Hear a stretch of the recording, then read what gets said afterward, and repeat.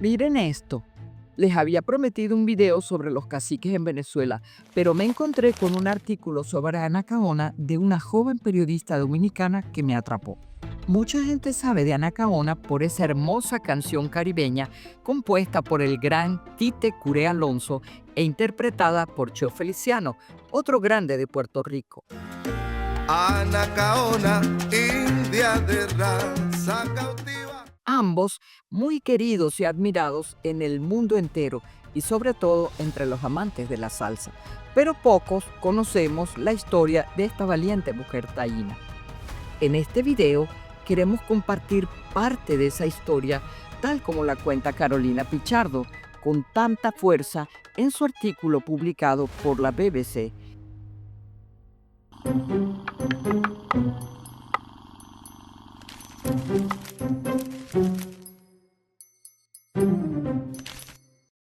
Entre otras cosas, ella dice, la llamaron Anacaona, que según algunas fuentes históricas significa flor de oro, y fue una líder taína hermosa y poderosa de esos primeros años de la conquista, un proceso que, como sabemos, se inicia en el segundo viaje de Colón.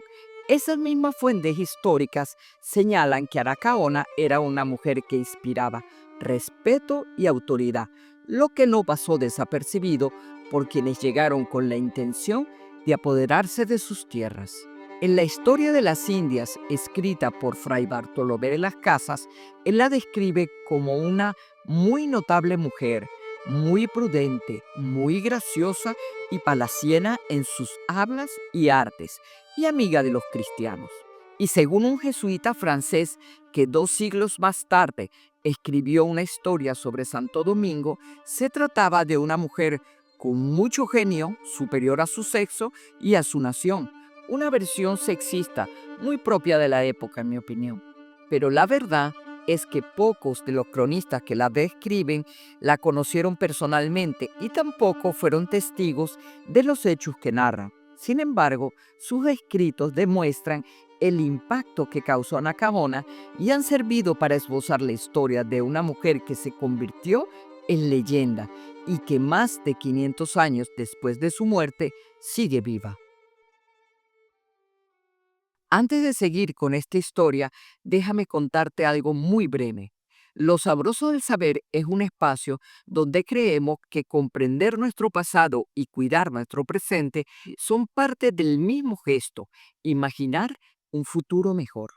Por eso, cuando pensamos en conectar este canal con la tienda y crear productos para sostener el proyecto, nos preocupaba no caer en lo mismo que criticamos, fabricar cosas que terminen contaminando el planeta. Así nació la idea de nuestras fundas biodegradables para móviles o celulares, hechas con materiales de origen vegetal como biopolímeros y bambú. Son 100% libres de plástico y están diseñadas para descomponerse naturalmente en cuestión de semanas si las devuelves a la tierra.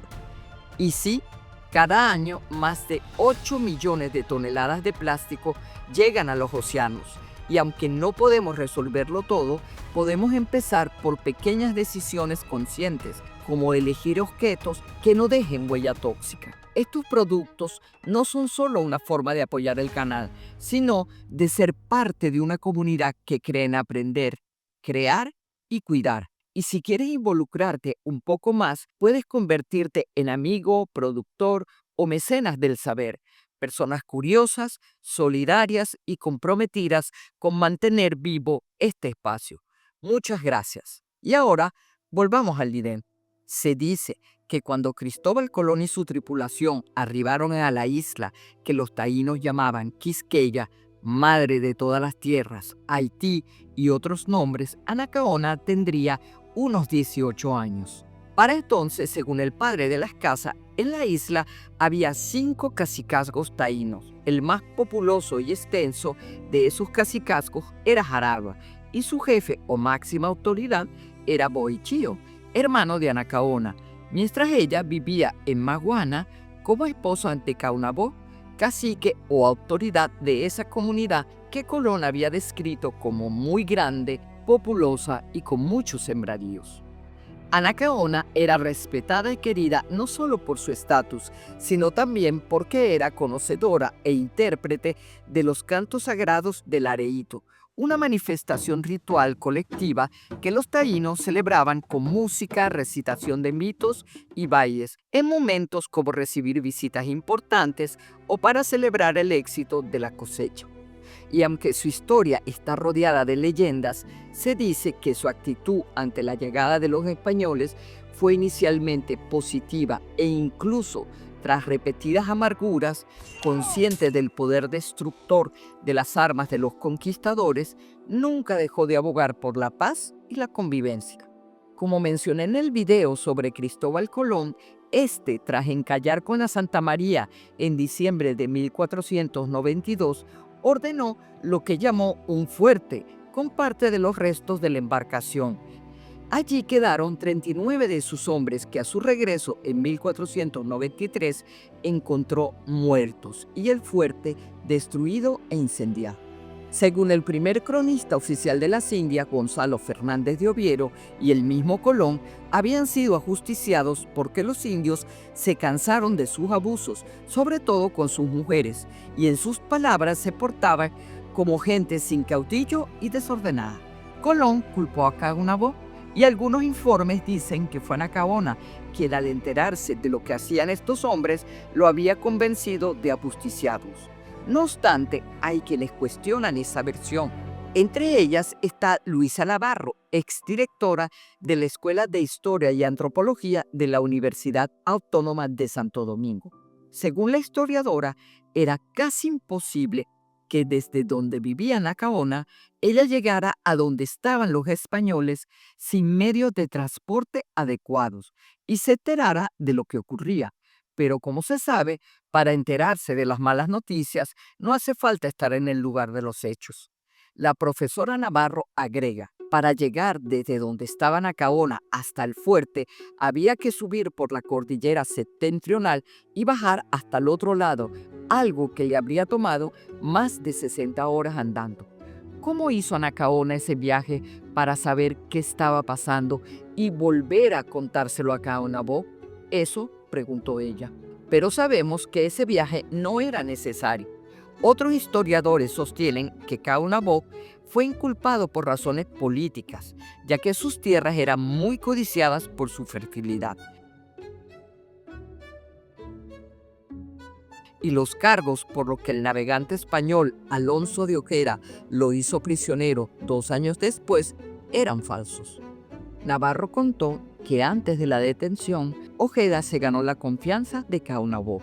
Luego le ofreció un regalo y cuando pudo, le puso grilletes y lo privaron de libertad.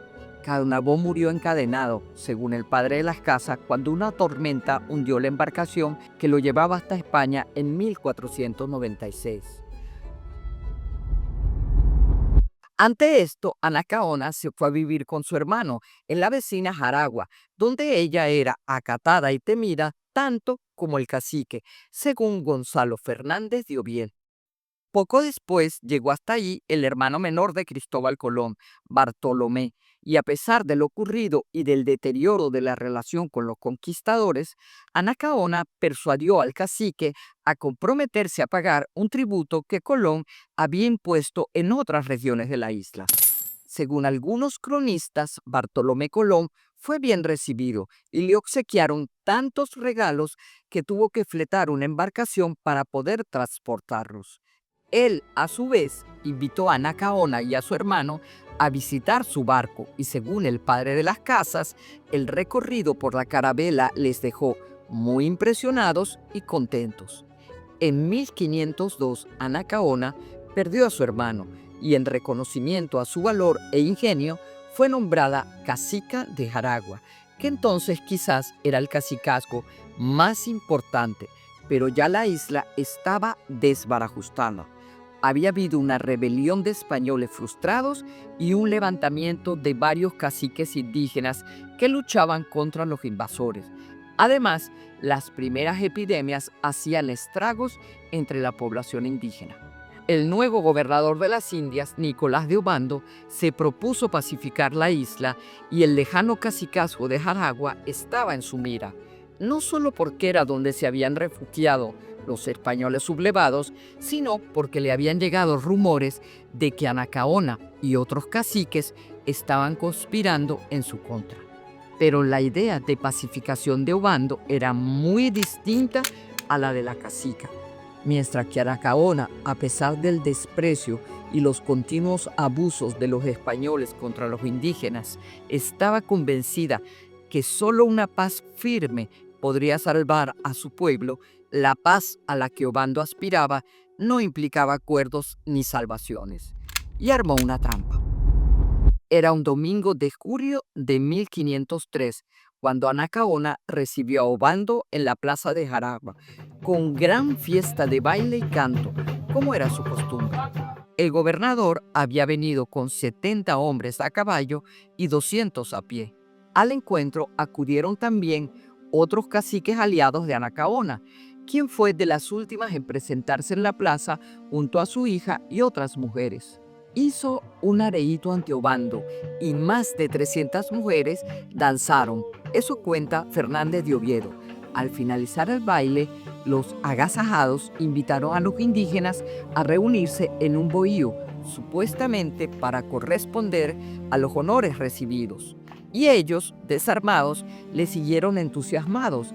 Entraron al bohío donde fueron amarrados y el fuego ardió, tras lo cual se desencadenó un cruel ataque. Anacaona y su hija lograron salvarse, pero no por mucho tiempo. Muchas de las palabras en el relato de Carolina no puedo decirlas aquí en YouTube. Por eso te recuerdo que si te interesa conocer el artículo completo, deje el enlace en la descripción. Durante varios meses después de la masacre, Nicolás de Obando continuó una encarnizada persecución en su búsqueda. Sus sangrientas campañas y una serie de epidemias que se desataron con la llegada de los españoles redujeron la población de la isla dramáticamente. Se estima que a la llegada de Colón vivían en la isla unas 500.000 personas y en 1507, según datos de un censo, apenas quedaban unas 60.000. Había pasado solo 14 años. Además de Anacaona, también sobrevivió a la masacre de Obando Guarocuya o el Riquillo, sobrino de la cacica, quien se rebelaría después contra los españoles. Pero ella fue apresada en 1504, llevada a Santo Domingo y condenada a la horca por conspiración. El director del Museo de Anacaona dice que ella fue amada por su pueblo, que nunca se doblegó y que dio su vida por ellos. Por su parte, la profesora Navarro la describe como la máxima líder de toda la población, no solamente de esta isla, además de Puerto Rico, Cuba y parte de Jamaica. Y como dice Carolina, Anacaona sigue viva en los cantos y en los poemas del Caribe como una mujer símbolo de identidad y sabiduría. Su historia no es solo una tragedia antigua, es un espejo. Nos habla de la fuerza, la inteligencia y la ternura de las mujeres que han sabido sostener la vida aun cuando todo parece perdido. Hablar de ellas es también hablar de nosotros, de nosotras, de nuestras raíces, de los silencios que todavía pesan y de la necesidad profunda de volver a mirar el mundo con respeto. Porque sí, algunas de estas historias duelen, pero conocerlas, contarlas y mantenerlas vivas es también una forma de sanar. Y al final, eso es justamente lo sabroso del saber. Sabroso. ¿Y cómo se siente? Hay un compositor que para mí es el más importante en toda esta historia, en todo esto que llamamos salsa, con orgullo puertorriqueño, de nombre Tite Curet Alonso. Él escribió canciones a todo. Y claro es, no se podía quedar la República Dominicana sin una canción, aunque Tite hizo muchas para él. Hay una canción que la hizo en honra, en honor a esta tierra bendecida. Tite Curet la llamó Anacaona. Anacaona, oí tu voz.